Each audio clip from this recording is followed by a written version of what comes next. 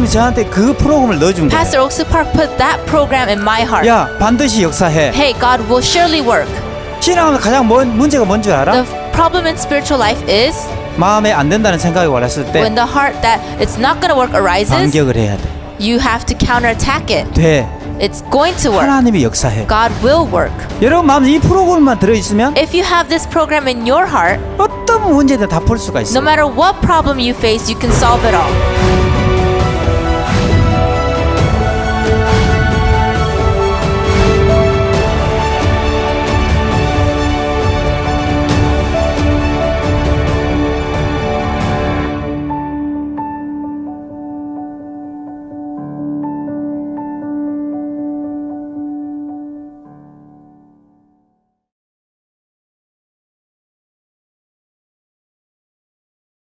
네, 안녕하십니까. नमस्ते सभी को।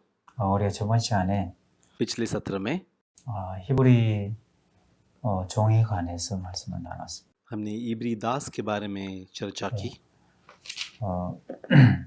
성경에도 보면 소는 원래 받는 버릇이 있어서 बाइबल में लिखा है कि जो एक बैल होता है हमेशा अपनी सींग मारता है, 주인의 단속이 필요하다고 했습니다. इसलिए उसके मालिक ने उसको नियंत्रण में रखना जरूरी है। 소가 원래 받는 버릇이 있는데도 소가 사고치고 문제를 일으키면 तो हालांकि एक बैल को आदत होती है लोगों को सींग मार के परेशानी खड़ी करना, 임자도 죽이라. लेकिन बाइबल कहता है कि उसके मालिक को भी मारना 왜냐하면 चाहिए, 단속하지 않았기 때문에. क्योंकि मालिक ने उसे नियंत्रण में नहीं रखा। 우리 마음을 그랬습니다. हमारा मन भी ऐसा ही है। 우리 마음이 우리 자신들이 원래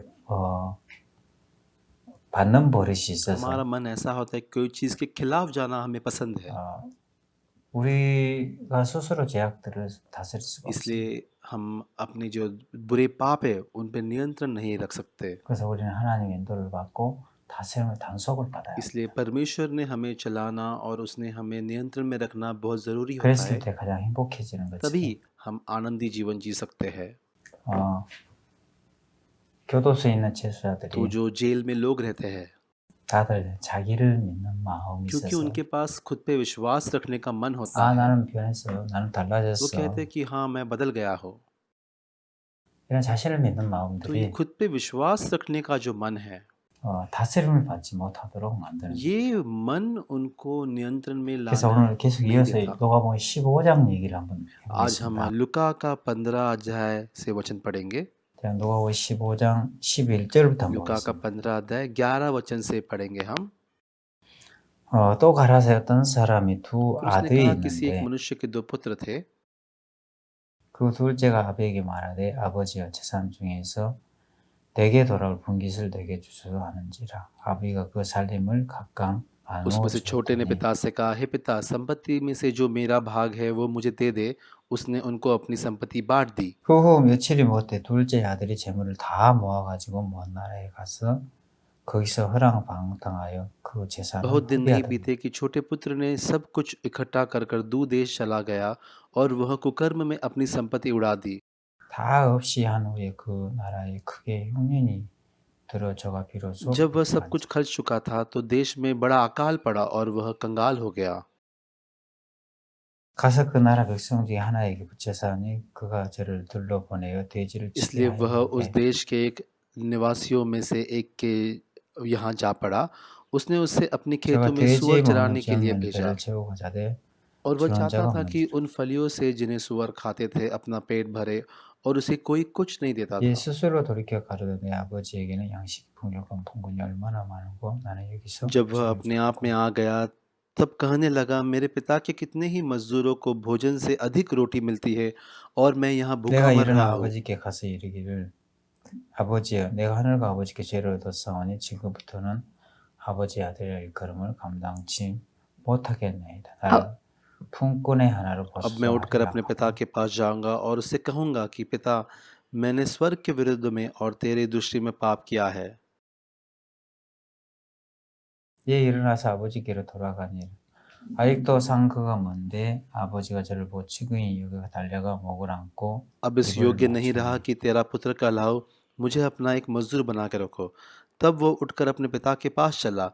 वह अभी दूर ही था कि उसके पिता ने उसे देखकर 아들이 तरस 가로되 खाया और 아버지여 내가 दौड़कर 하늘과 गले लगाया 아버지께 और 죄를 बहुत चूमा। 얻었사오니 지금부터는 아버지 아들의 걸음을 감당치 पुत्र ने कहा, 못하겠나이다. पिताजी, मैंने स्वर्ग के विरोध में और तेरी दृष्टि में पाप किया है और मैं इस योग्य नहीं रहा कि तेरा पुत्र 아버지는 कहलाओ। 종들에게 이르 제일 좋은 옷을 내다 입히고 손에 가락지를 끼고 발에 परंतु 신을 पिता ने अपने 신기라. दासों से कहा कि इसे अच्छे वस्त्र निकालकर इसे पहनाओ और इसके हाथ में अंगूठी और पाँव में 그리고 जूतियां 살찐 पहनाओ। 송아지를 끌어다가 잡으라. 우리가 먹고 즐기자. 내 아들 죽었다가 다시 살았으며 잃었다가 다시 얻었느라 하니 저희가 और पाला हुआ 즐거워하자. पशु लाके मारो ताकि हम खाए और आनंद मनाए, क्योंकि मेरा पुत्र मरा था फिर जी गया है, खो गया था अभी मिल गया है, और वो आनंद करने लगे। 네, 오늘도 15장 말씀을 आज लुका 통해서 के 15 अध्याय से 왜 사람이 실패하게 되고 망하게 लोग 되는지, क्यों नाकामयाब होते हैं, 왜 사람이 교도소에 लोग 가게 जेल में क्यों 되는지, जाते हैं, 왜 교도소는 안 가지만 또 실패하고 लोग अगर 망하게 जेल 되는지, नहीं जाते फिर भी वो नाकामयाब क्यों होते हैं। 그런 부분에 우리가 좀 मुझे 말씀을 इस बारे 나누고자 में आज चर्चा करनी है आपसे। 네, 저는 제 인생을 अगर मैं अपना 뒤돌아보면 जीवन देखता हूँ, 23살 때 교도소에 들어가서 거의 한 मैं 40년 23 साल की 나왔습니다. उम्र में जेल चला गया और जब मैं 40 साल का था जेल से छूट गया। 네, 젊은 청춘들 다 मेरा 교도소에 जो पूरी मेरी 보냈는데 जवानी थी मैंने जेल में बिताई। 실패하는 사람은 실패할 수밖에 없는 정신 तो जो लोग 구조가 있고 नाकामयाब होते हैं उनका मन एक तरीके से बना होता है, 성공하는 사람은 성공할 수밖에 없는 और 또 जो 마인드였습니다. कामयाब होते हैं उनका भी मन एक सटीकता से बना होता 그럼 है। 왜 오늘 당자가 तो 망하게 यहाँ पे ये 됐는지, जो लड़का था ये क्यों नाकामयाब 제가 हुआ, 왜 내 교도소에 들어갈 हम 수밖에 जेल क्यों 없게 जाते हैं, 됐는지 그 부분에 대해서 तो मुझे 말씀을 इस बारे में 나누고자 बात करना है। 제가 처음에 범죄를 시작했을 때는 중학교 약 2학년 मेरे 때 ख्याल से 들어갔습니다. जब मैं 8वीं कक्षा में था मैंने पहला गुनाह किया था। 제 친구가 तो 어려움을 मेरा एक 만났는데 दोस्त बहुत मुश्किल में था, उसे 돈이 पैसों की ज़रूरत 필요했습니다. थी। 그래서 돈이 필요하면 지금 같으면 그 부모님께 इन दिनों में 얘기하면 अगर आपको 되는데 पैसे की ज़रूरत हो अपने माँ बाप से कह सकते हैं, 저희들이 도와주고 लेकिन 싶은 तब 마음이 들었습니다. 그래서 친구들끼리 हमारे 의논을 दोस्तों को 했는데 कहना पड़ता था, 야 우리 친구가 ए 어려움 हमारा दोस्त बहुत 빠졌는데 मुश्किल में है, चलो उसकी 좀 मदद करते 도와주자. हैं। 근데 लेकिन हम 어떻게 उसकी मदद 도와주지? कैसे कर सकते हैं, मेरे पास तो 학생들끼리. पैसे नहीं हैं। 그래서 우리가 의논한 끝에 저희 시골에는 그때는 마늘 농사가 तो हमने 유명했는데 चर्चा की तो हमारे उस गांव में जो गार्लिक है 우리가 마늘을 वो 훔쳐서 좀 बहुत ही 팔자. प्रसिद्ध था। हमने क्या डिसाइड किया कि हम उसे चोरी करके उसको बेचेंगे, 그래서 우리 친구 좀 चलो उसकी मदद 도와주자. करते हैं। 그래서 우리 친구 4명은 마늘을 हम चार 훔치러 दोस्त 갔습니다. मिलके हमने जो लहसुन का खेत है उसे चोरी करने गए। 마늘 훔쳐서 이제 तो हमने 수레에 बहुत 실어서 सारा लहसुन चोरी करके ऐसा एक गाड़ी में डाल दिया 도시에 और शहर 가지고 जाके 와서 उसे बेच 팔았는데 दिया। 그때 학생 신분으로 돈이 많이 तो अगर उस 됐습니다. वक्त ऐसे विद्यार्थियों की उम्र के लोगों के लिए ये बहुत पैसा था। 그 친구를 도와주고 나서도 돈이 उसको 좀 पैसे देने 남았는데 के बाद दोस्त को फिर भी हमारे पास बहुत पैसे बच गए। 그 돈을 가지고 가서 तो वो 유흥비로 पैसा हमने 썼습니다. जैसा मन किया वैसे हमने खर्च किए। 그래서 유흥비로 तो 마음껏 कहीं 재밌게 और जाके 놀다가 यहाँ वहाँ खर्च कर दिए। तो हमको फिर 그렇게 से 되었습니다. 돈이 떨어지니까 또 놀고 पैसे 싶은 खर्च करके 거예요. खेलने की इच्छा, तो 그래서 हमने 한 कहा 번만 더 चलो फिर एक 하자. बार चोरी करते हैं। 그래서 마늘 도둑질을 하다가 हम जब 이번에 दूसरी बार 걸렸는데 चोरी करने गए हम पकड़े गए और 경찰서에 हमें पुलिस स्टेशन 끌려갔어요. ले गए। 그때 당시는 우리나라 범죄와 तो 전쟁하고 उस वक्त 있을 हमारे 텐데 देश में जो भी गुने हैं उनसे झगड़ा करने का माहौल बन गया था, 법이 इसलिए जो 굉장히 नियम 어겼습니다. पुलिस के बहुत ही कठोर थे। 그래서 तो 형사들한테 हमें पुलिस 끌려갔는데 ऑफिसर ले गए।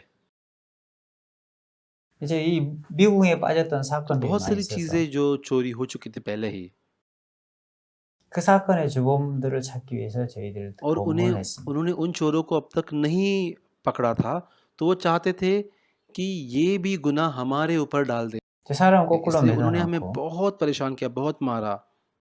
주전자에다 और 고춧가루 वो 물을 ऐसा 탔어요. जहाँ पे हम ऐसा गरम-गरम पानी डाल के हम पे डालते थे। हमें 코에다 बहुत 부었어요. टॉर्चर कर रहे थे वो, ताकि हम सारे 너무 गुनाह 고통스러웠어요. कबूल करें। 그 और 고문을 जब वो हमें 당하면서 ऐसे मार रहे थे, 야, 우리 친구들도 이 मैंने 고문을 सोचा कि मेरे 당하네. दोस्तों को भी इतना ही मार रहे हैं।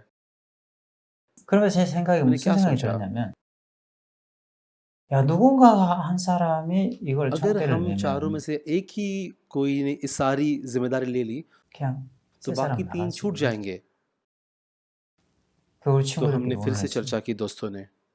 야, 누군가가 한 사람이 मैंने 죄를 क्या 덮고 बोला कि हम 쓰자. में से कोई तो एक सारे पाप अपने सर पे लेते हैं, 다 고생할 बाकी 필요 3 뭐 छूट 있냐. जाएंगे। 한 사람만 예? 경찰서 तो 살아나고 एक ही 나가면 बंदा 되지. पुलिस स्टेशन में रहेगा, बाकी 3 छूट जाएंगे। 근데 아무도 총대를 매는 लेकिन हम 사람이 चारों में से 없었어요. ये करने के लिए कोई तैयार नहीं था। 그래서 그때 제가 그럼 내가 총대를 तो 맬 मैंने कहा ठीक है, 테니까 मैं करूँगा ये। 너희들은 그냥 나한테 मैं 했다 कह 하고 दूँगा 나가라. कि मैंने अकेले ने किया है, तो फिर तुम सब छूट जाओगे।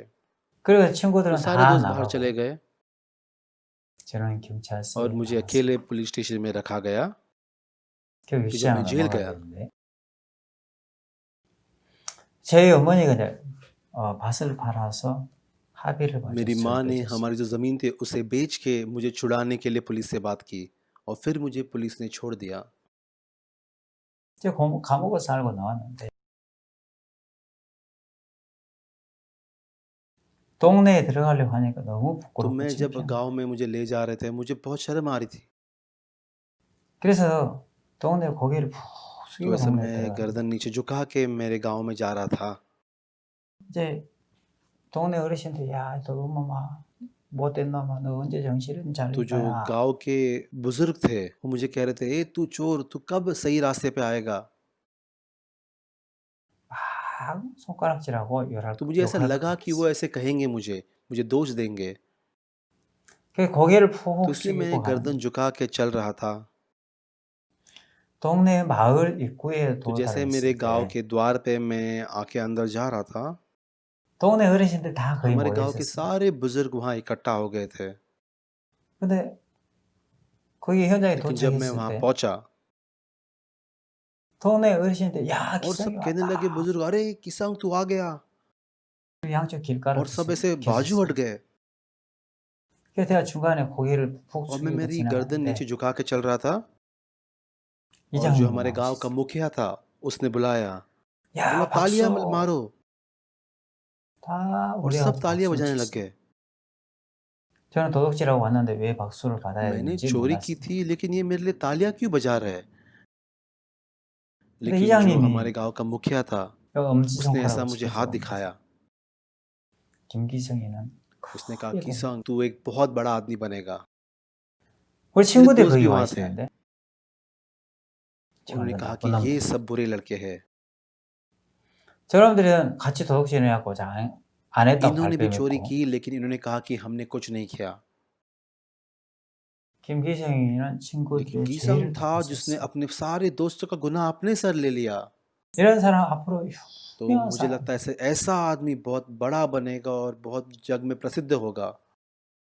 칭찬을 तो उन्होंने मेरी 수여했어요. बहुत प्रशंसा की, 그때 제 마음이 और मेरा 너무너무 मन ऐसे 흐뭇하고 पूरा संतुष्ट हो गया, मुझे बहुत 기분이 अच्छा लगा। 좋았어요. And I was really feeling good. 근데 그때 그러거나 그 일 이후로 उस चीज के 이상하게도 बाद कुछ अजीब घटना घटने लगी। 저는 학교 생활, 고등학교 생활을 मैं 지원을 잘 अचानक से 못했어요. स्कूल में मुझे दिलचस्पी नहीं लगी, 왜냐하면 이상하게 이제 고등학교 다닐 때 계속 사고를 치고 और 문제를 मैं 일으키기 시작. अचानक से मैं हाई स्कूल में भी मैं बहुत परेशानियां करने लगा, 그래서 늘 싸우고 हमेशा झगड़े 다투었어요. करने लग गया। 왜냐하면 나는 그렇게 क्यों? क्योंकि 되면 मैं तो बहुत बड़ा आदमी बनने वाला हूँ अभी। 다른 놈 자식들이 다 लेकिन 나를 फिर भी ये 무시하고 बाकी लोग अब तक मुझे पहचानते नहीं हैं। 그런다는 느낌을 तो 자꾸 मुझे इस 받는 प्रकार की 거예요. भावना मेरे मन में आई। 그러면서 늘 तो 싸우고 जैसे मैं लोगों से 다툼하면서 झगड़ा करता था और बहुत वाद विवाद करता था। 학교 मैं 생활도 स्कूल 적응을 में 못했어요. स्कूल का जीवन भी मुझे रास नहीं आया। 그러면서 정학을 इसलिए 많이 मुझे स्कूल 맞았는데 से कई बार निकाला गया। 이제 태양 और 위기에 जब मुझे 닥쳤을 स्कूल 때 से निकालने वाले थे,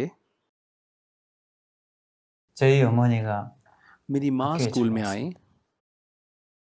맥주 한 박스, और ऐसे 맥주 한 बियर 박스, का एक बॉक्स लेके आई 이제 और 씨암탉을 थोड़ा चिकन भी 잡아가지고 लेके आई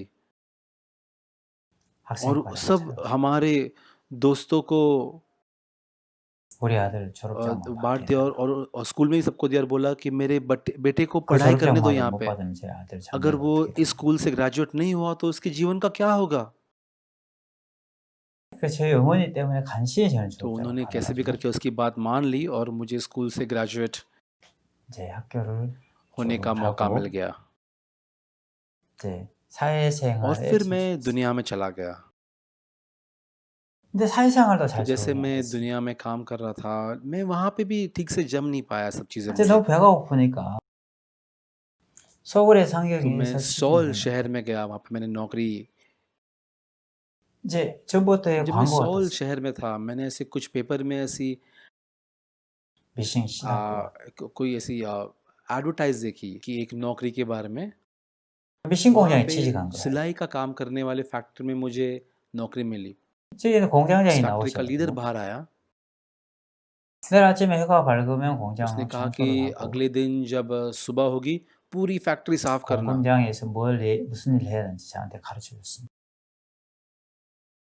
그 아침 일찍 일어나서 공장 바닥을 쓸고 और 청소를 सुबह 하려고 उठ के 하는데 मुझे साफ करना था, सब पूरा फैक्ट्री ज़मीन साफ करनी थी। 도저히 मुझे 청소를 नहीं 할 수 करने को 없었어요. आया ये बिल्कुल। 왜냐하면 이장님이 김기성이는 크게 될 क्यों? क्योंकि जो 놈들인데 हमारे गांव के मुखिया ने कहा था कि गीसंग तो बहुत बड़ा आदमी बनेगा। 내가 여기서 청소하고 있다는 लेकिन अगर 사실을 अभी वो 알면 समझेगा कि सुनेगा कि ये तो ज़मीन साफ कर रहा है, 동네 어르신들이 तो 얼마나 जो हमारे गांव 실망하실까. के सब बुजुर्ग हैं उनको कितनी निराशा होगी। 동네 어르신 다 나한테 तो 크게 हमारे 되려고 गांव के सब जो बुजुर्ग थे उन्होंने कहा कि मैं बड़ा आदमी बनूंगा। 여기서 빗자루를 हाँ, ये 청소하고 बड़ा 있으면 आदमी 되나? लेकिन क्या कर रहा है अभी, फर्श साफ कर रहा है। मुझे 빨리 돈 जल्दी 벌어야 पैसे 돼. कमाने चाहिए। 그래서 도저히 तो 제가 मैं 빗자루 둘수 없었어요. ज़मीन साफ करने का झाड़ू भी लेके ले नहीं पाया। 너무 मेरा 자존심 상하고 मन पूरे गर्व से भर गया था। 빗자루를 팽개치고 And मैं then- 공장에 उसको झाड़ू 나왔어요. को बाजू रख के फैक्ट्री के बाहर आ गया। 이제 저는 학교 다닐 때 जब मैं 공부도 स्कूल में था, मैं 못했고 पढ़ाई नहीं करता था अच्छी तरह से।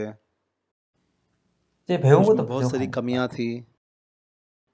기술도 मुझ में कोई 없죠. ऐसी खास बातें नहीं 그러니까는 थी 누가 나한테 और 허락한 ऐसा कोई 사람이 नहीं था 없어요. जो मुझे कोई नौकरी देता। 내가 가야 할 곳은 공장에 가서 तो मुझे 청소도 एक ही 하고 नौकरी मिलती थी कि फैक्ट्री में जाके साफ सफाई करो 아니면 짜장면 या फिर जो 배달하고 हमारे 뭐지. नूडल्स की डिलीवरी करो। 이런 ऐसे ही 일들을 काम 해야 मुझे मिल 되는데 रहे थे। 그런 일을 하려고 하니까 너무 부끄러워 창피해서 लेकिन 일을 ये सब 못하는 चीज़ें करना मुझे बहुत शर्म लग रही थी। तो 생활을 इसके लिए जो 적응을 मेरा 못하는 जीवन था मैं उससे जम नहीं पाया मुझे। 거예요. 배고는 तो जब मुझे 고프죠. भूख लगने लगी, मुझे 일은 काम नहीं 하기 करना, 싫죠. लेकिन 그러니까 그 और 생각이 발전하게. ये सोच मेरे मन में बढ़ने लग गई। 일 고생 안 하고 무시 안 받고 돈 벌 तो 수 있는 मुझे कोई भी 방법이 परेशानी नहीं चाहिए थी। 이제 딱 한 가지밖에 없는 거예요. 왜냐하면 남들이 고생에 돈 벌은 거 훔쳐오고 तो 도둑질하고 मैंने 그런 क्या 것이 सोचा, अगर मैं चोरी करूंगा जो लोग कमा रहे हैं 그래서 तो 도둑질을 ही मैं 시작한 बड़ा 거예요. बन पाऊंगा। ऐसे करके मैंने चोरी करना 이제 शुरू 도둑질을 किया। 시작했는데 도둑질 했는데 तो 돈이 मैं 안 चोरी 모아져. करता था लेकिन फिर भी मुझे बहुत सारे पैसे मैं जमा नहीं कर पाया। 어떻게 하지? 도둑질 해도 이제 हालांकि 돈이 मैं 안 चोरी 모아져. कर रहा था लेकिन मैं कोई पैसे जमा नहीं कर पाया। 그 생각이 लेकिन 좀 ये 발전했어요. सोच मेरे मन में बढ़ती गई। 도둑질 해가지고 생산이 हालांकि मैं 없다. चोरी कर रहा था लेकिन मेरे पास कुछ बचता नहीं था। हाँ, मुझे 크게 कुछ 돼야 तो 돼요. करना है तुरंत। मैं 언제 कब 돈을 कमाऊंगा 모으냐? पैसे? 빨리 한 मुझे 방에 ये 끝내야 खत्म करना 돼. है जल्दी। 그래서 मैंने 생각한 सोचा 게 एक 크게 कोई तो 하더라고요. बहुत बड़ा काम करता हूँ मैं 한 और 방에 सब 끝내는 मैं 거야. एक ही बार कर दूंगा। 그래서 तो मैंने 생각한 सोचा 게 돈이 सबसे 어디에 ज़्यादा पैसे 많습니까? कहाँ रखते हैं? 은행에 बैंक 돈이 में। 많잖아요. 우리가 현금 तो जो 수송차를 बैंक में पैसे ले जाता है ट्रक, वो ट्रक को चोरी करते हैं। 그 현금 수송차를 तो 털기로 जो ट्रक 계획을 बैंक में 세웠어요. पैसे लेता है हम मुझे वो ट्रक चोरी करने की 매달 हमने योजना 며칠 की। 날 현금이 어디에서 어디로 तो 운송된다는 हमें 정보를 ये 받고 जानकारी मिल गई कि ये ट्रक महीने में इस दिन पे इस वक्त चलता है। 그 현금 수송차를 털기 위해서 तो हमने 계획을 세웠어요. ऐसे ट्रक को चोरी करने का हमने प्लान बनाया 그래서 치밀한 계획을 세워서 준비를 और हमने 했습니다. बराबर योजना बनाई ऐसा और हमने वो चोरी करने की सब तैयारी की। 현금 돈가방을 빼앗아 और जब हम वो चोरी कर रहे थे एक 사람이 आदमी 죽었어요. मर गया 그래서 저희들은 굉장히 불안한 और 삶을 उस मौत की 살고 वजह से हमारा जीवन बिल्कुल खराब हो गया। 또 도망자 अभी 생활. हमें वहां से दौड़ के भाग जाना था 도망자 생활하면 और 너무 हम पुलिस 불안해. से डर के हम छुप रहे थे। ऐसा जीवन जी रहा था मैं। 그래서 이 사고를 완전 अब ये 범죄를 गुनाह 끝내는 को 거예요. हमें खत्म करना है। 어떻게 하면 तो 완전 अभी 범죄를 할 इसको 수 हम 있지? खत्म कैसे करें? 근데 우리가 근데 불안한 लेकिन 삶을 हम में से 살았어요. एक था जो बहुत ही डरा था। 우리 공범들 중에 이 정보를 제공해 줬던 वो 사람이 जिसने 있는데 हमें ये सारी जानकारी थी इस ट्रक के बारे में। 이 사람 꼭 자수할 것 हमें 같은 लगा कि 생각이 ये 들었어요. आदमी पुलिस को बता देगा। 그 तो ये 생각이 ख्याल हमारे 발전하니까 दिल में आया 야, 이 사람만 कि 어떻게 अगर हम 제거를 उसी 하면 को मार डालें 우리가 안전 तो ये 범죄를 हमारा 할 जो 수 있다. चोरी है ये हमेशा छुपी रहेगी। 그래서 그 사람을 제거하기로 तो 우리가 हमने 계획을 ऐसा प्लान 세웠어요. बनाया कि उस लड़के को मार देंगे हम। 그래서 그 사람을 잡으러 갔는데 그 사람 이미 경찰에 लेकिन इस 자수를 आदमी 했고 ने पहले ही जाके पुलिस को बता दिया था सच। 그 집에서 경찰이 되게 우리가 올 और 걸 पुलिस को 기다렸어. पता था कि हम अभी उसके घर में जाएंगे 그래서 और 우리가 जब 그 हम उसके 잡히고 घर में गए हम पकड़े गए। 그런데 저는 이제 23살 तो 때 23 साल की 그러고 उम्र में 나서 मैं जेल चला गया 이제 거의 한 40을 और जब मैं 줬어요. 40 साल का था मुझे जेल से छोड़ा। 젊은 청춘을 मेरी 교도소에 पूरी 다 जवानी 보냈어요. जेल में चली गई। क्यों? 왜? 왜 내가 이렇게 살 수밖에 क्यों मैं 실패할 수밖에 हमेशा नाकामयाब हुआ? 그러면서 우리가 저는 교도소 안에서 이제 구원을 जेल में जब मैं 받았고 था तब मेरा उद्धार हुआ। 이제 지난 시간에 우리가 पिछले 말씀드렸던 सत्र में 것처럼 मैंने कहा था 책을 보고 मैंने एक 구원을 किताब पढ़ 받고 के मुझे उद्धार मिला 책의 और 저자를 मैंने उस 만나게 किताब 되고 जिसने लिखी उसको मिला मैं 그러면서 그분을 만나서 이제 और 성경 मैं 공부를 उस 하고 किताब जिसने लिखी थी उसके साथ मैंने बाइबल स्टडी करके 이 मैंने 마음의 세계를 परमेश्वर का 배우면서 वचन मैंने सीखा। 왜 내가 실패할 수밖에 없었는지 그걸 정확하게 मैं 발견하게 समझ सका 됐어요. कि मैं हमेशा नाकामयाब क्यों हुआ। 이 마음의 세계를 इसके लिए 배우기 मैं मन 시작했는데 की दुनिया के बारे में पढ़ाई करने लग गया। 자, 우리가 오늘 보면은 이제 제가 왜 हम 실패하게 되는지 नाकामयाब क्यों होते हैं? 중학교 2학년 때 तो जब 범죄를 मैं 하면서 8वीं कक्षा में था तब मैंने पहला गुनाह किया था। 동네 어르신들에게 칭찬을 लेकिन 많이 तब 받았어요. मेरे गांव के बुजुर्गों ने मेरी बहुत तारीफ की। 이장님께서 हमारे 크게 गांव के 그렇게 मुखिया ने कहा था कि तू बहुत बड़ा आदमी बनेगा। 칭찬을 उसने 많이 मेरी तारीफ 해주셨는데 बहुत की। 만약에 그때 내 그 칭찬을 안 लेकिन 들었더라면 अगर 어떻게 मैं 될까요? उस वक्त उस तारीफ को नहीं सुनता तो क्या होता? 저는 고등학교 생활을 적응을 मैं जो मेरा 잘했어요. स्कूल का जीवन में मैं आसानी से सब कुछ सहन कर लेता 또 진짜 사회생활은 또 और जो 적응 मेरी दुनिया में 잘했어요. मैं उसमें भी एडजस्ट कर लेता अपने आप को। 왜 난 공부도 क्योंकि मैं पढ़ाई में 못하고 अच्छा नहीं था, मेरी बुद्धि 배운 अच्छी 것도 नहीं 없고 थी। 당연히 내가 종사에 हाँ, मुझे 청소를 साफ ही 하면서 करना है जमीन, तो ये काम 전혀 मेरे लिए कोई 문제가 없어요. समस्या नहीं लगता। 근데 저는 불행하게도 중학교 2학년 때 범죄를 하면서 이장님에게 칭찬을 लेकिन 수없이 फिर भी 했어요. मैंने इतना बड़ा गुनाह किया, फिर भी मेरे गांव के मुखिया ने मुझे मेरी बहुत तारीफ की और उसने कहा 김기성이는 कि 크게 किम किसन तू 되는다. बहुत बड़ा बनेगा। 그때 칭찬을 तो 듣고 जब उन्होंने 인정을 मेरी 받으면서 प्रशंसा की और मुझे बहुत बड़ा आदमी कहा, 저는 제 자신을 믿는 마음이 तब मुझ 들어왔다. में ऐसा मन आया कि मैं खुद पे विश्वास रख सकूं। 자신이 제일 मैं सोचने 대단하다고 लग गया मैं 생각했어요. बहुत बड़ा आदमी हूँ। 그러니까 사회생활도 이제 공장에 취직해서 빗자루를 하려고 하니까 तो 빗자루 जब 다 मैं नौकरी करने गया, मैं एक फैक्ट्री में फर्श भी साफ नहीं कर पाया। 다른 사람 빗자루를 잘하는데 나는 왜 बाकी 빗자루를 लोग 안 ये 되죠? काम आसानी से कर सकते, लेकिन मैं नहीं कर पाया। क्यों? 왜요? मैं 난 तो बहुत 크게 बड़ा 들면 आदमी हूँ। 크게 들면 जो आदमी बड़ा होने वाला है, क्या वो फर्श साफ करेगा? बिल्कुल नहीं। 해야 मुझे 돼. जल्दी ही बहुत बड़ा आदमी बनना 저 है। 일확천금을 해서 부임이 तो मेरी जो 하나를 सारे 해야 돼. जो मेरे ख्वाब है, मुझे सब उनको पूरा करना है। 이 और ऐसे 생각으로 विचार मेरे 가득했어요. मन में भर गए।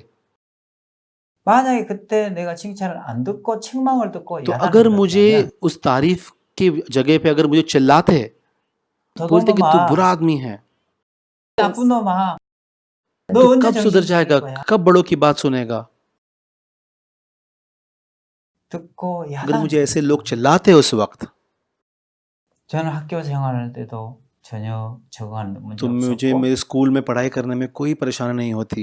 직장 생활에서 붙자루 자라는데 मुझे 전혀 नौकरी 문제가 करने 없었어요. में भी कोई परेशानी नहीं होती है।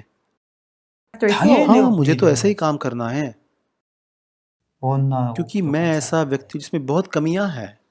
근데 칭찬을 듣고 लेकिन 인정을 जब मुझे 받으면서 सब मेरी तारीफ कर रहे थे और मुझे बड़ा आदमी कह रहे थे, 제 인생이 मेरा 달라지기 जीवन 시작했어요. बदलने लग गया 그때 저는 저 자신을 और 믿는 तब मैं 마음이 अपने आप पे 들었는데 विश्वास करना लग गया।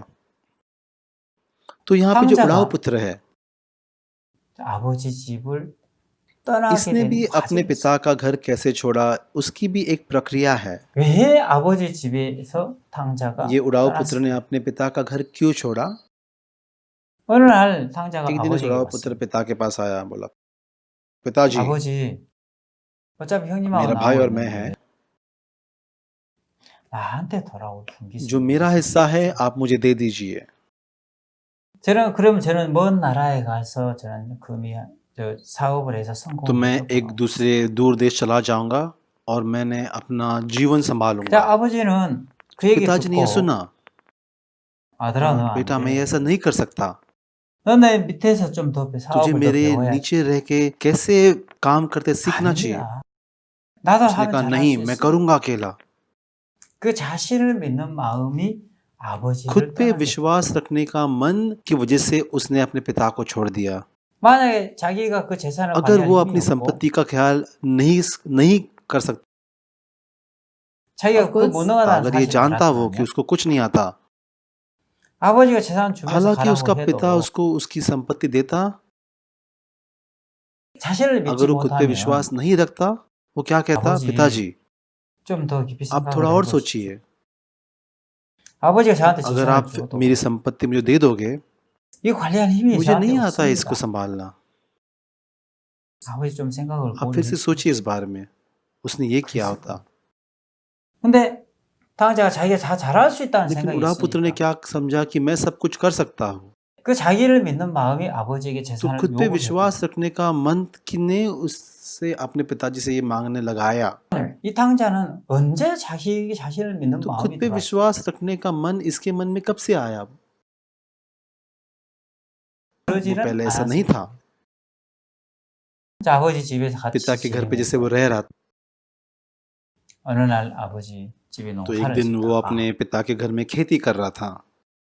소가 한 마리 막 이제 एक 집을 गाय 나가가지고 छोड़ के चली गई 온 और 농산물을 वो गाय ने 망치고 जाके जो खेत में सब जो भी सब उसको खराब कर 어느 दिया 누구도 그 소를 और इस 제압을 할 गाय 수 को 없는 कोई भी उसको नियंत्रण में नहीं ला पाया। 그래서 너무 이제 큰일 났다. 소 한 마리 온 남의 농작물을 तो 망치고 ये 돌아다니는 जो भी खेत में लगा है सब कुछ उसको उजाड़ रही है, इसे कोई 제압할 수 संभाल 없다. नहीं पाया। 근데 어느 날 당자가 लेकिन एक 장사하게 दिन ये 되고 जो उड़ाव पुत्र था छोटा, वो गया, 소 코피를 잡고 उसने 이야 उस बैल को पकड़ा और उसको नियंत्रण में लेके आया 갑자기 그 송아지가 그 엄악한 송아지가 마음을 और 딱 꺾고 ये बैल ने अपना मन झुकाया 그 작은 아들이 딱 और ये उड़ाव 순종하는 पुत्र ने इस बैल को शायद नियंत्रण में लाया 그 होगा 동네 사람들이나 그 집안 사람 और ये 깜짝 सारे गांव 놀랐어요. के लोग और घर के सब लोग ने ऐसे बात को देख के बहुत 아무도 그 소화를 제압할 수 आश्चर्यचकित हो 없었는데 गए। 야, 너 어떻게 해서 그렇게 소를 기사를 हाँ, इसने 제압할 수 कैसे 있었어? समझा है? 소가 너만 보고 हाँ, 꼼짝 तूने इस बैल 못하네 को कैसे नियंत्रण में लाया? 하면서 탕자가 어느 날 인정을 받고 ये 칭찬. बैल जब तुझे दिखता है कुछ नहीं करता। तो ऐसा कुछ तो हुआ होगा जिसकी वजह से उसने ये सब 자기가 बातें सुनी 잘한다는 और उसको 생각이 लगा 있으니까. कि वो बहुत महान है। 아버지가 पिता 사업을 भी 하는데 व्यवसाय कर रहा है। 아버지 사업하는 게 उसने 별로 सोचा होगा 마음에 कि 안 들어. पिताजी अब गलत कर रहे हैं। 나도 미천만 있으면 난 훨씬 더 사업을 잘할 अगर 수 मुझे 있을 것 पास 같아. ऐसे पैसे होते तो मैं आपसे भी अच्छा करूंगा। 그게 나도 잘할 수 있다는 तो 그 ये मन कि 생각이 वो कुछ अच्छा कर सकता है, 작은 아들의 마음에 वो 들어갔다. उड़ाऊ पुत्र के मन में आ गया। 믿는 마음이 아버지에게 तो 재산을 जब उसका 요구하고 मन खुद पे विश्वास रखने का था, तब वो अपने पिता से कह पाया, पिताजी 아버지 어차피 아버지하고 형님하고 나하고 둘이밖에 आपके दो ही 없는 बेटे हैं, 자식이 मैं और मेरा भाई। 어차피 저희들에게 유산을 주실 건데 저한테 돌아올 유산을 뭐 तो 미리 वैसे भी मुझे आधा संपत्ति मिलने वाली है, तो मुझे मेरा हिस्सा अभी दे दो। 그럼 저 먼 나라에 가서 장사를 금이향에 तो 성공해 मैं एक 돌아오겠습니다. दूर देश जाऊंगा और मैं वहां पे बहुत अच्छा बिजनेस करूंगा और वापस आऊंगा। 이 자신을 믿는 마음이 아버지에게 तो 재산을 खुद पे 요구하게 विश्वास 되고 रखने का मन जब उसमें आया, तब वो पिता से पैसे मांग पाया। 이 자신을 믿는 마음이 아버지를 तो 떠나게 खुद पे विश्वास 만들었거든요. रखने के मन की वजह से उसने अपने पिता को छोड़ा। 만약에 내가 아버지를 떠나도 난 아무것도 할 수 अगर मैं मेरे 없어. पिता को छोड़ूंगा, मैं कुछ नहीं कर पाऊंगा। 나는 मैं 못나고 मुझे 부족한 बहुत 사람. कमियां हैं। 아버지가 난 재산 준다 해도 이 관리하는 अगर मेरे 능력이 पिताजी 없어. मुझे पैसे देंगे तो भी मैं इसको नहीं संभाल पाऊंगा। 절대 아버지에게 재산을 अगर 요구할 ऐसा 이유가 मन 없고 होता तो अपने पिता से कभी पैसे नहीं मांगता 아버지를 और वो अपने 떠나지 पिता 않을 को 거예요. कभी नहीं छोड़ता। 탕자가 왜 बुढ़ाऊ 아버지를 पुत्र ने अपने 떠나게 पिता को क्यों छोड़ा? 탕자의 마음에는 이미 자신을 믿는 उसके 마음이 पास खुद 들었어. पर विश्वास रखने का मन था। 내가 아버지 없어도 हाँ, 얼마나 अगर 잘할 मेरे 수 पिता 있어. नहीं तो भी मैं सब अच्छा कर सकता हूँ। 이 자신을 믿는 마음이 어떻게 ऐसा खुद पे 생겼어? विश्वास रखने का मन उसमें कैसे पैदा हुआ? 남들이 하지 못한 일을 한번 해본 उसने 적이 जरूर 있어. ऐसा कुछ किया होगा जो बाकी लोग नहीं कर सके 그래서 칭찬을 듣고 और 인정을 उसको बहुत लोगों 받으면서 ने उसकी प्रशंसा की, 이 자신을 믿는 उससे 마음이 अच्छी बातें 만들어졌다. कही, तब खुद पे विश्वास रखने का मन उसके मन में आया। 이 자신을 믿는 जब 마음이 आपके मन में भी 들어오면 खुद पे विश्वास रखने का मन आता है, 사람의 마음이 6단계로 मनुष्य का 흐른다고 मन 하는데 देखे तो 6 स्तरों में 그러면 बहता है। 태만한 पहला 마음이 होता है 생기고 हम किसी चीज पे ध्यान देते 태만한 नहीं, 마음이 हम जब तब 찾아오면 हार जाते हैं। फिर हम बहुत परेशानी में 하나님 होते हैं। जब हम परेशानी में 실패를 होते हैं, 하면 हम 너무 पश्चाताप करते 고통스러워. हैं। 너무 고통스러우면 उसके 사랑은 बाद 뉘우치게 되고 뉘우치고 나면 हम आनंदी होते हैं। 행복해지고. 자, 그러면 우리 인생에서 가장 큰 तो 불행이 어디서 हमारे 시작이 जीवन 됩니까? में सबसे बड़ा दुख कहाँ से आता है? 이 자신을 믿는 마음이 오면 태만한 마음이 오고 그리고 उसके बाद हम 실패하게 되고 हार जाते हैं जिंदगी में, फिर 실패하면 हमें 고통스러워. परेशानी होती है 너무 और 고통스러운 फिर हम 사람은 पश्चाताप 뉘우치고 करते हैं। और पश्चाताप के 뉘우치고 बाद 나면 उसके बाद हम 행복해진다. आनंदी हो पाते हैं। 그러면 이 자신을 믿는 마음이 어떤 과정을 통해서 तो आप खुद पे 만들어지겠습니까? विश्वास रखने के लिए क्या होता है? PPT를 준비해 PPT 한번 तो 보면서 आप जरा ये 얘기하겠습니다. प्रेजेंटेशन देखिए। उदाहरण 자, के तौर पे जब 만약에 자, 우리가 감기라는 바이러스는 우리 눈에 आपके 보이지 खांसी 않습니다. होती है तो आपको वायरस दिखता नहीं है, 근데 이 감기라는 바이러스가 우리 몸속에 लेकिन ये 침투를 वायरस जब 하면 आपके शरीर के अंदर आता है, 바이러스는 눈에 हम इस 보이지도 वायरस को अपनी 않지만 आंखों से नहीं देख पाते, 이 바이러스는 우리 몸에 증상을 लेकिन ये 일으키기 वायरस 시작합니다. हमारे शरीर में ऐसे लक्षण पैदा करता है। 감기라는 바이러스가 감염이 되면 거기서 기침을 जब आपको 하고 ये वायरस लगता है सर्दी का, तब आपको खांसी होती है, 그리고 आपका 콧물이 नाक 나고 बहती है, आपको 그리고 बुखार 열이 होता है। 나고 이런 ये सब 증상들이 है 나타나요. लक्षण उसके। 감기라는 바이러스 눈에 보이지 않지만 그놈이 우리 몸속에 침투를 하면 이런 तो जब 증상을 सर्दी 일으키는 का वायरस आपके शरीर में आता है, इसके लक्षण आते हैं। 그럼 너무 इसकी वजह से हम 고통스러워. परेशानी में पड़ते हैं। 자, 그러면 모든 질병에서는 이 눈에 보이지 않는 तो 작은 हमें जो भी 균이지만 बीमारी होती है, हालांकि हम उस बैक्टीरिया को नहीं देख पाते, 작은 균이 들어왔을 때 엄청난 लेकिन 고통을 ये 만드는 छोटे 것처럼 बैक्टीरिया वायरस इनकी वजह से हम बीमार पड़ते हैं। 근데 이 바이러스는 항상 이제 경로를 타고 사람 तो ये भी 몸속에 एक 들어옵니다. कोई तो तरीके से हमारे शरीर में प्रवेश करते हैं। 자, 여러분도 잘 아시다시피 जैसे 말라리아는 आप जानते हैं मलेरिया, 모기라는 경로를 통해서 사람 मलेरिया 몸속에 एक 들어오고 मच्छर के द्वारा हमारे शरीर में प्रवेश करता है। एड्स एड्स के बारे में क्या? 부정한 성관계를 통해서 사람 अगर 몸속에 हम 들어오고 किसी के साथ शरीर का रिश्ता रखते हैं बिना किसी प्रोटेक्शन के, 그럼 심각한 तो हमें 증상들을 एड्स होता है और 일으키다가 इसके लक्षण बहुत ही गंभीर होते हैं 그래서 어느 비참한 और हम 사망이 एक 일어나죠. बहुत बुरी मौत मरते हैं। 그럼 처음 출발은 어딥니까? लेकिन शुरुआत कहाँ से होते हैं? एक छोटा वायरस। 모든 바이러스는 사람 몸속에 침투할 때 तो 경로를 सारे 타고 वायरस शरीर में आने से पहले एक किसी तरीके से शरीर में आते हैं। 자, 얼마 전에 아프리카에서 에볼라라는 एक बार 바이러스가 अफ्रीका 있었는데 में इबोला करके वायरस आया था। 이 에볼라라는 바이러스에 अगर 감염이 आपको 되면 इबोला हुआ है, 심각한 उसके भी 증상을 보입니다. बहुत बहुत गंभीर लक्षण 눈에서 हैं। 피가 आपकी आंखों से 나시고 खून आता है, आपको कोलेरी बहुत बुखार 마셔. आता है, 그리고 आपको 설사가 डायरिया होता है 너무 고통을 और 느끼다가 आपको 사망이 बहुत परेशानी हो के आप मर जाते हैं। 얼마 전에 아프리카에서 이 에볼라 바이러스로 인해서 많은 तो 사람이 कुछ साल 죽었는데 पहले बहुत लोग इबोला की वजह से अफ्रीका में मर गए। 그래서 이번에 중국에서 코로나 इस 바이러스가 बार चाइना 유행했습니다. से कोरोना वायरस शुरू हुआ है। 이 코로나는 이 이제 경로를 कोरोना 타고 वायरस 들어오죠. भी एक तरीके से हमारे शरीर में आता है। 중국에서 코로나 ये 바이러스가 चाइना से 생겼는데 शुरुआत हुई इस वायरस की 이제 어떻게 해서 지금 전 और 세계로 चाइना से 퍼졌습니다. शुरू होकर पूरी दुनिया में फैल गया। 이제 이 코로나 바이러스는 이 같이 있으면 이런 공기를 통해서 तो अगर आप 전염되는데 किसी के साथ हो जिसको कोरोना है तो हवा से आपको लग सकता है। 우리가 말라리아에 उसी तरह आपको 걸리지 अगर मलेरिया 않으면 नहीं होना है 경로를 तो आपको वो 차단해야 जो 되죠. तरीका है आने का उसे रोकना है। 모기장을 쳐서 모기가 들어올 수 तो 없도록 इसके लिए 경로를 आपको 차단하고 ऐसा एक रूम बनाना जहाँ पे मच्छर नहीं आए। 모기약을 뿌린다. आपके रूम में बिल्कुल मच्छर नहीं आने चाहिए।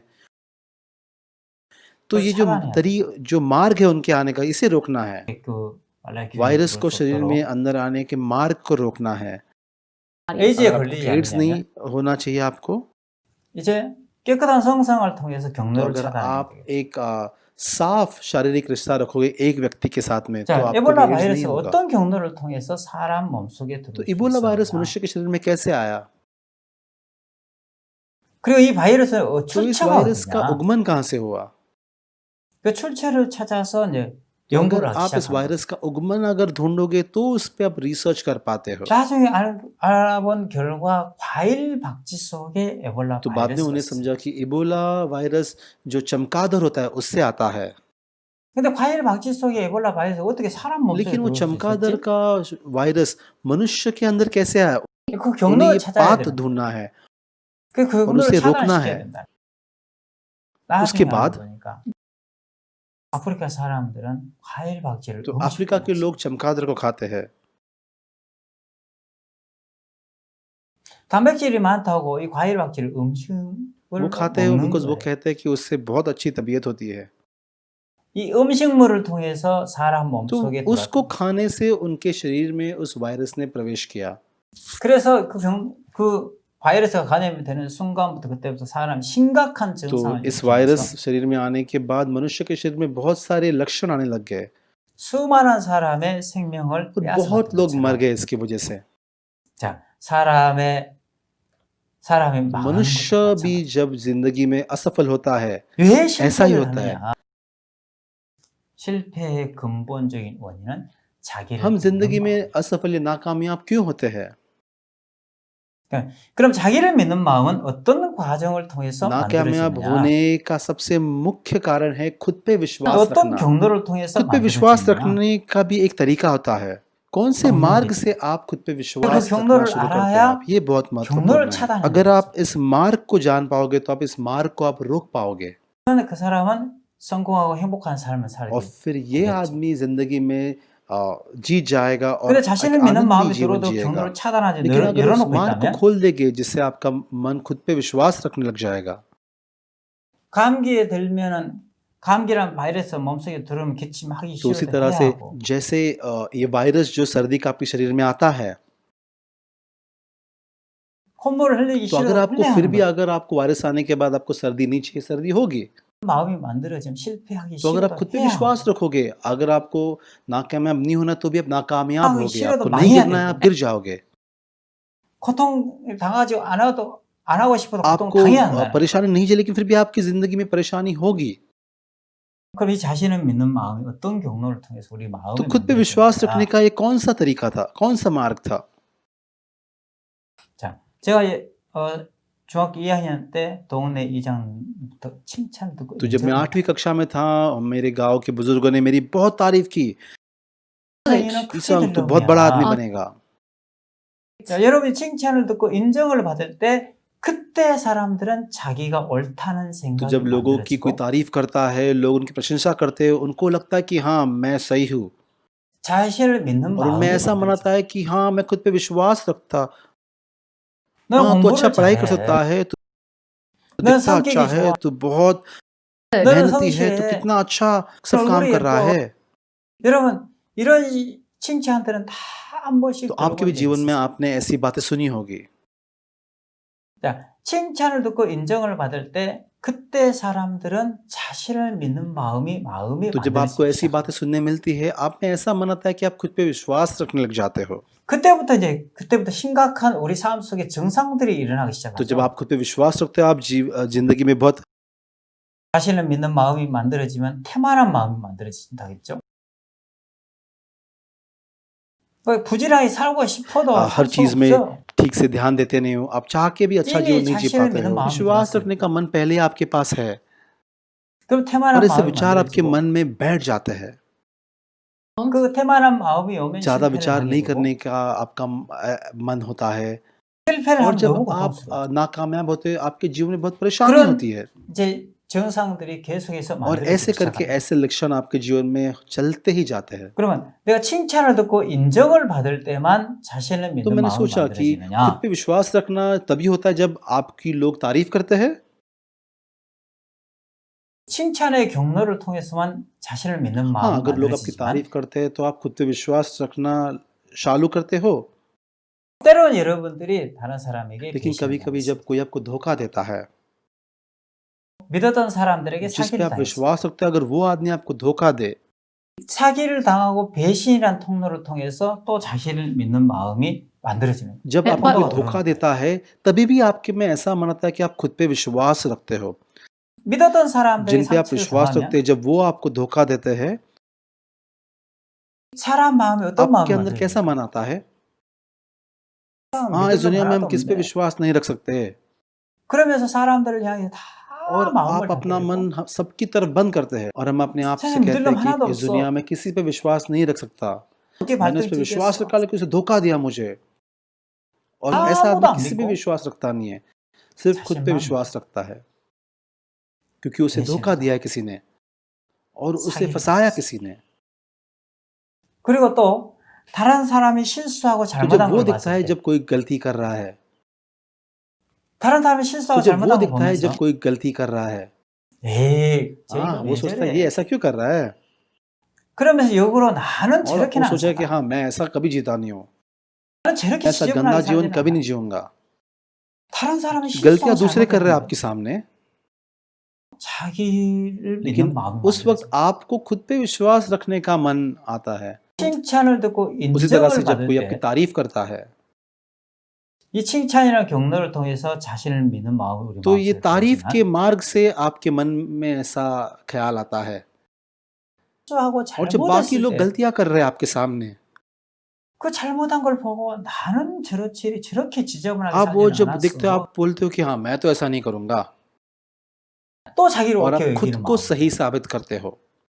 다른 사람 배신을 जब 당하고 आपको कोई 사기를 धोखा 당했을 देता है, 때 कोई फंसाता है आपको, 믿었던 발등에 발등이 믿었던 독에 आपने उस 찍혔으니까. आदमी पे विश्वास रखा, लेकिन उसने धोखा दिया, तो आपको लगता है मैं दुनिया में किसी पे विश्वास नहीं So रख you got to सकता। realize that there is no one to 하면서 trust in this world. 자신을 믿는 तब आप 마음이 खुद 많아요. पे विश्वास रखना चालू करते हो।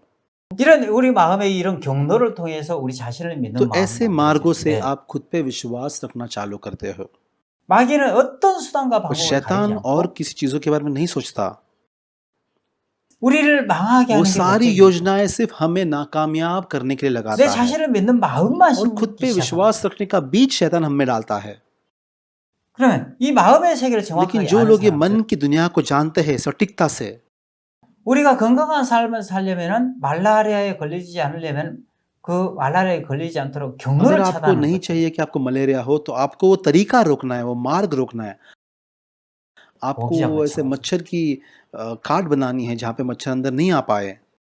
에이즈라는 병에 걸리지 바이러스에 걸리지 않으려면 깨끗한 성성을 통해서 अगर 경로를 आपको 딱 एड्स नहीं 차단하면 चाहिए, तो आपको जो आपका शारीरिक रिश्ता है दूसरों से, उसमें आपको ख्याल रखना पड़ता है, 에이즈에 तब 걸리지 आपको 않는 एड्स नहीं 것처럼 होगा।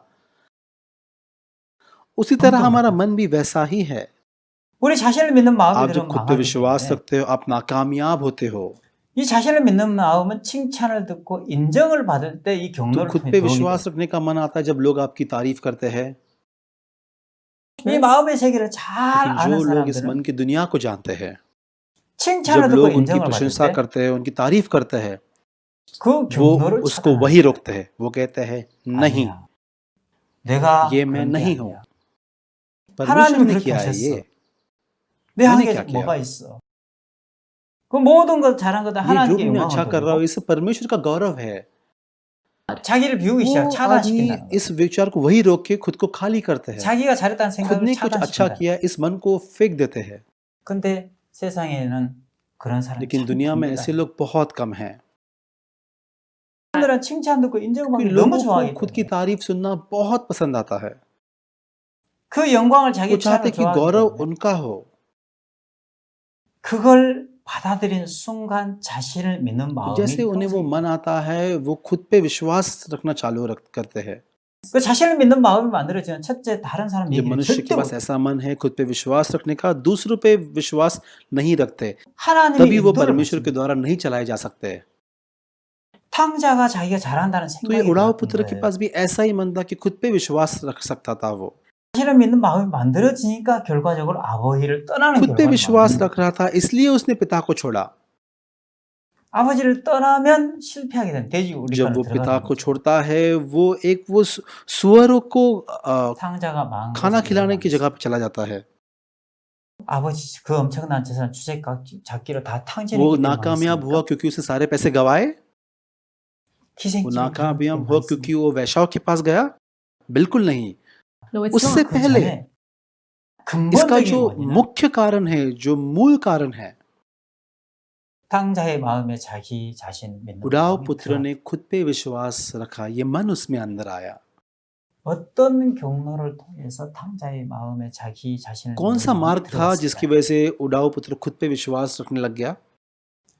아무도 제압할 수 없는 송아지를 자기가 손으로 딱 जब वो 제압했을 때 उसने ऐसे बैल को नियंत्रण में लाया जो कोई नहीं कर पाया। 동네 사람들이 다 गांव के सारे 박수 लोगों ने 치고 शायद उसकी बहुत तारीफ की होगी, 야, वो कितना 너 महान है। 대단하다.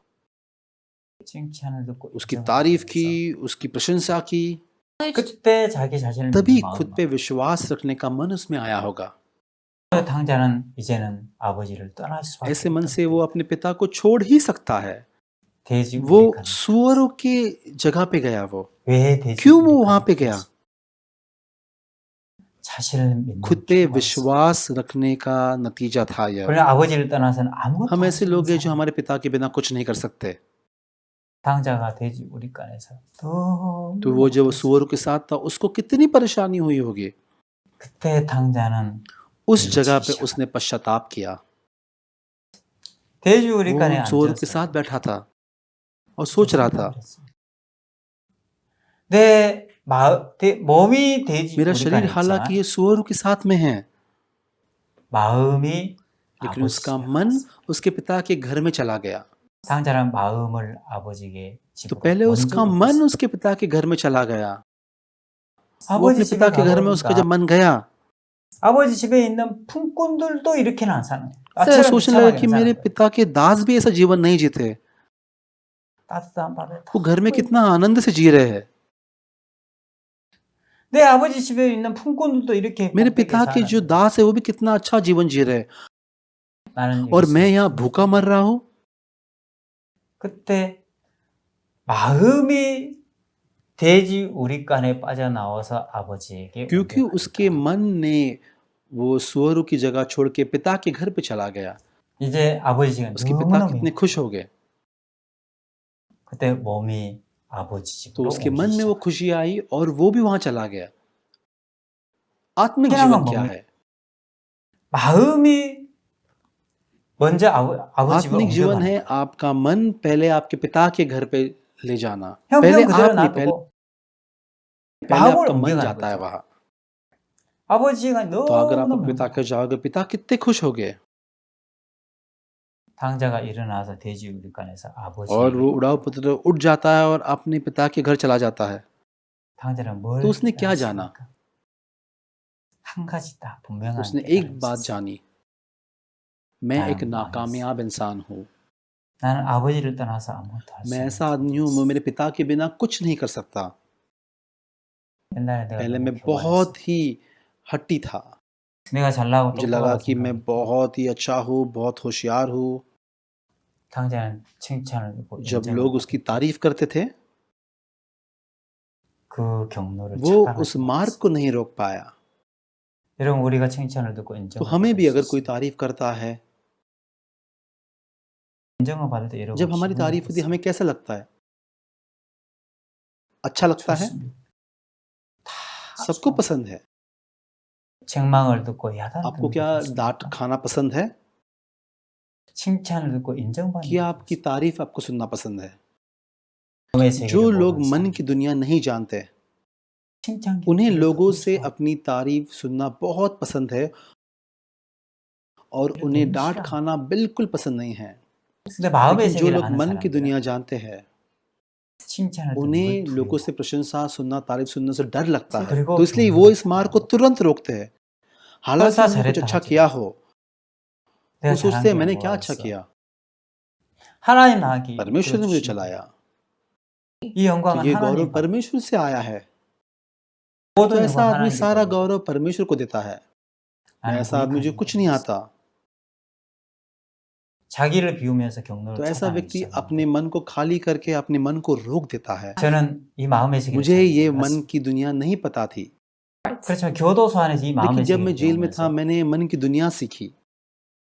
내가 왜 망하게 교도소에 मैं 갈 जीवन 수밖에 में 없는지. नाकामयाब होकर जेल क्यों चला गया? 16년 동안 젊은 청춘을 왜 교도소에서 보낼 मेरे जीवन 수밖에 के 16 없었는지. साल मैंने जेल में क्यों बिताए? 하나님이 이 성경 공부를 통해서 정확하게 저한테 परमेश्वर ने मुझे 가르쳤어요. बाइबल स्टडी के द्वारा सटीकता से समझाया। 저는 IIF를 교도소에서 만났습니다. 아마 IIF를 통해 이 마음의 जेल 세계를 में 보지 IYF के 않았으면 द्वारा मैं ये अगर मन नहीं सीखता, 또 불행한 삶을 살았어. 계속해서 돼지가 당자가 मैं 돼지가 एक 살던 것처럼 बहुत दयनीय जीवन जीता, जैसे ये उड़ाऊ पुत्र। 불행한 और 삶을 मैं एक 살 ऐसा 수밖에 व्यक्ति जो 없습니다. ऐसा दयनीय जीवन ही जी पाता हो 교도소에서 이 कि 마음의 मैंने 세계를 जेल में मन की दुनिया सीखी। 아 그때 내가 तो 중학교 8वीं 1학년 कक्षा में 때 जब मैं था, 나는 경로를 차단하는 मेरे 시스템이 मेरे 없었어. दिमाग में वो सिस्टम नहीं था कि मैं इस मार्ग को रोक 말라리아에 दूं। 걸리지 않으면 경로 차단하지 않으면 심각한 말라리아 감염이 돼서 तो अगर 고통을 आपको मलेरिया 겪습니다. नहीं चाहिए तो आपको उस मार्ग को रोकना है जिससे वो वायरस आपके शरीर में आए। 에이즈라는 경로를 차단하면 나중에 심각한 뼈저리는 अगर 후회를 आप 하게 वो मार्ग 됩니다. को नहीं रोकोगे जिससे एड्स के वायरस आपके शरीर में आता है, आप बहुत परेशान होंगे। 우리 자신을 믿는 마음은 여러분 칭찬을 듣고 तो खुद पे 인정을 विश्वास 받을 रखना, 때 जब आपकी तारीफ हो, 그 기분 좋다고 그냥 अगर आप बस खुश हो 받아들이면 जाओगे, सब स्वीकार लोगे, 그 엄청난 나중에 तो जरूर 고통을 आपके 겪어요. जीवन में बहुत दुख आएगा। 이 마음의 세계를 लेकिन 아는 जो लोग इस मन 사람들은 की दुनिया को जानते हैं, 칭찬을 듣고 हालांकि 인정을 उनकी 받아요. तारीफ होती है, उनकी प्रशंसा होती है, वो उस 그걸 मार्ग को 차단. रोक देते हैं 그래서 그 और वो सिर्फ 하나님께 परमेश्वर का गौरव करते हैं। 저는 이 마음의 क्योंकि 세계를 मैं 몰랐기 ये नहीं 때문에 जानता था, 그 경로를 차단하는 시스템 मैं इस 자체가 मार्ग को 없었어요. रोकने का सिस्टम मेरे में नहीं था। 그냥 칭찬하는 मुझे 게 बस 너무 अच्छा 좋아. लगता था कोई मेरी तारीफ करे।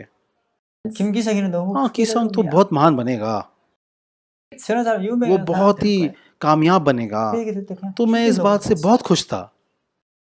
그게 तो 우리 ये बातें मेरे मन 마음속으로 में 와. आई। 그거 잘못된 사상 내 लेकिन 평생을 ये 죽이고 बुरी गलतियों वाला मन मेरे जीवन को ऐसे मार्ग पे ले गया। 학교 생활 इसकी 못 वजह 하고 से मैं 그러고. स्कूल में सही नहीं कर पाया, मैं नौकरी नहीं कर पाया, मैं 교도 जेल 생활 में भी 못 ठीक से 하고. नहीं रह पाया। मेरा 인생도 पूरा 그런- जीवन सिर्फ बहुत ही बुरा था। 자, 우리 여러분 हम 우리는 कैसे हैं? 어떻습니까? 저는 이 마음의 세계를 तो ये मन की दुनिया हम जैसे सीख रहे हैं। 교도소에 있는 재수사들이 몇몇 가지 तो अगर ये जेल के लोग इनमें से थोड़ी बातें भी सीखे, 너무 행복하게 살 수 मैं 있을 जानता हूँ 것 कि वो 같습니다. भी एक आनंदी जीवन जी पाएंगे।